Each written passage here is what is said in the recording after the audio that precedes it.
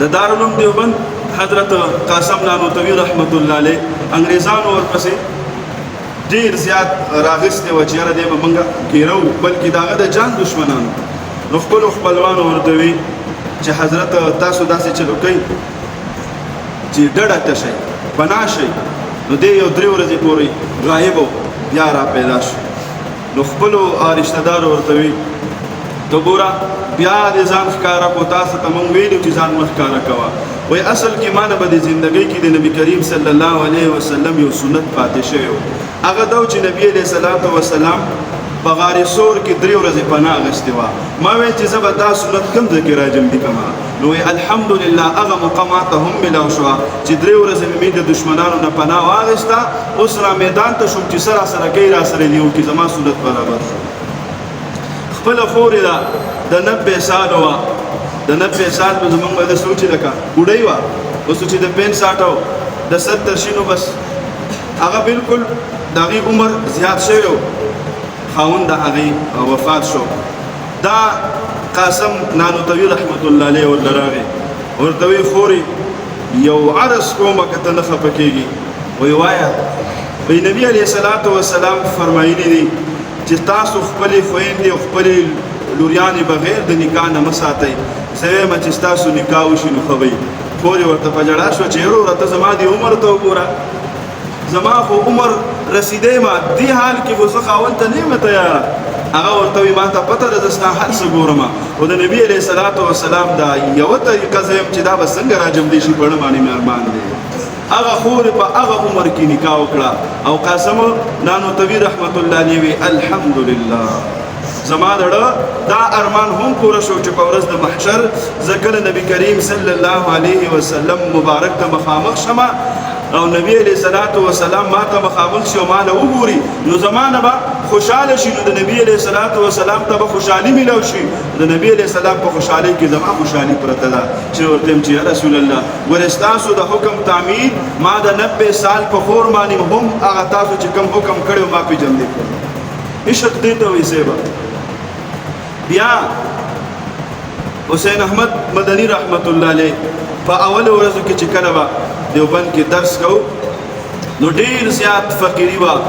او داسې وه چې ایله به پیسې دومره میلاوېدې چې هغه د کور خرچه چې کومه وه نو هغه به ډېره په مشکله باندې قاسم نانوتي رحمت الله علیه چلوله خو چې کله به د دې حج دا ورځې را شروع شولې بس د دوی به خوب حرام شو لږ اوده او ډېر ویښ او ساعت بس مې وي چې د عشاقو به څه حالي عاشقانو ته به څه وي عشاق د عاشقانو به څه حالي څوک په طواف کوي څوک په منډې وخي څوک په بیت الله ښکلوي څوک به د نبي کریم صلی الله علیه وسلم په روضه کې سلامونه پیش کوي او حسین احمد ته دلته انډیا کې ناست بس ډېر به خفه و سحر او ماښام وایي کور والی وي چې د شپې به پاڅېدو اکدم به بار ووتو او یا الله ته به سوال وکړو چې یا الله ستا د دې عاشقانو به څه حالي نن ورځ وایي موږ به ورته وي چې بیا څه چلو شو چې تاسو ته پته نشته د حج ورځې شروع شوي خلک هلته ځي طوافونه کوي او په نبي کریم صلی الله علیه وسلم باندې بلا واسطه درودونه وایي الله جل جلاله د ده محبت قبول کو او الله جل شانه ولقد دغه محبت کې د مدینه منورې په د نبی علیه الصلاة والسلام د روضې خوا کې ورله 19 کاله د حدیثو د پړاوولو توفیق ورکړو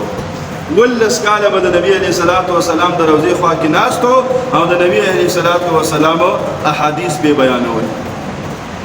اوس هم شیخ زکریا رحمت الله علیه دا په جنت البقیع کې دفن دی چا چې فضایل اعمال لیکلی چا چې د بخاري شریف شرح لیکلی دا چا چې فضایل حج لیکلی فضایل صدقات لیکلی یوی چې کله د وفات شو نو د شیخ زکریا رحمت الله علیه د وفات د 2 کاله پس د دې سعودي عرب د هغې دغه اصول چې هغوی دا قبر راوسپړي چې کوم اډوکي وغیره یې هغه ترې راصفا کړي نور مړي پکې ښخوي هلته خو روزانه به لا مړي کېږي خاص کر په مسجد نبوي کې نو دی وایي چې په دغه کې بیا زیات کېږي حرم شریف کې زیات کېږي نو هغوی چې کله د شیخ زکریا رحمت الله علیه قبر 2 کاله پس راکولاو کړو چې یاره اډوکي به اوچت کړو وایي چې هغه شانتې تازه پروت و ته به ویږي د پرون چا دفن کړی اوس هم د حضرت عثمان رضی الله تعالی عنه خپو مبارک ته د شیخ زکریا رحمت الله علیه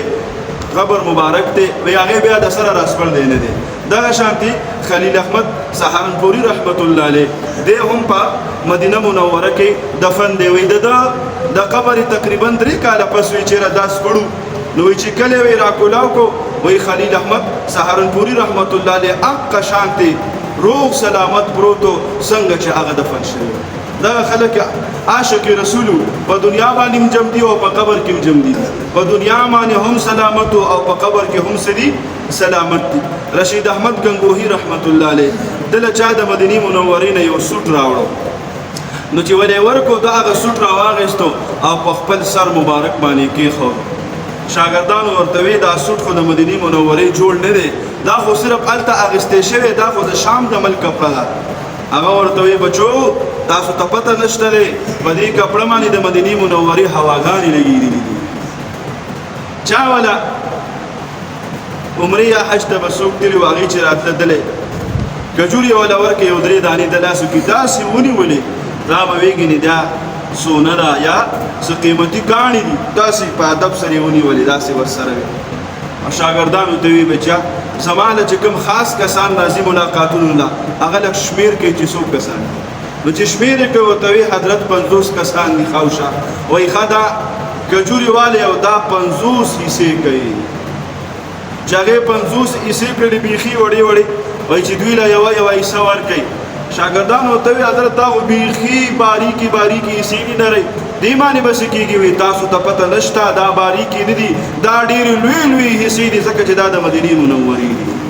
او دا زماده حبیب صلی الله علیه وسلم د کوسو کجوري دي په کوم ځای کې چې حبیب صلی الله علیه وسلم ګرځېدلی دی محمد امین حاجی صاحب رحمت الله علیه بارک راضي وای چې دوی د ځان سره د مدینه منورې نه یو چانک راوړ زړ چانک اوسم خرسيږي دلته د زړ رنگ والا نو دا ور سره د الته راوړل چې دی کې کله ملمنو لبا هغه چیرې استا نو یو میز به کې خودو نه دا چې نک په پاغمیز باندې ځان ته کې خودو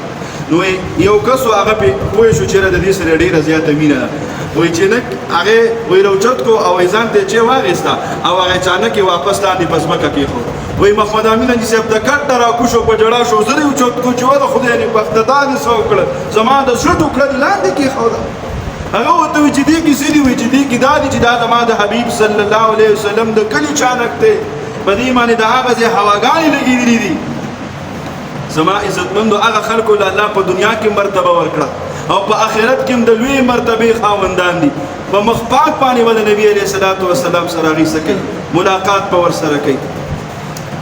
دی بزرګانو کې یو بزرګ دی هغه چې کله وفات کېده نو دی شاګردانو ته وی چې بچا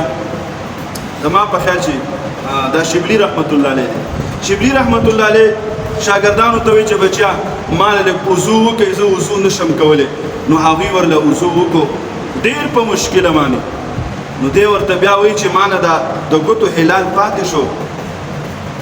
مال دا وضو بیا وکړي چې دا هلال کوم هغه ورته وی صاحبہ تاسو خو د عذر ولې خیر دې کپاتې شو نه وضو را بیا وکړي چې دا هلال کوم زکه چې زر نبی علیہ الصلوۃ والسلام نو روانه ما چلته شرمنده نشم چې حبیبه ما ستا په سنت باندې عمل نه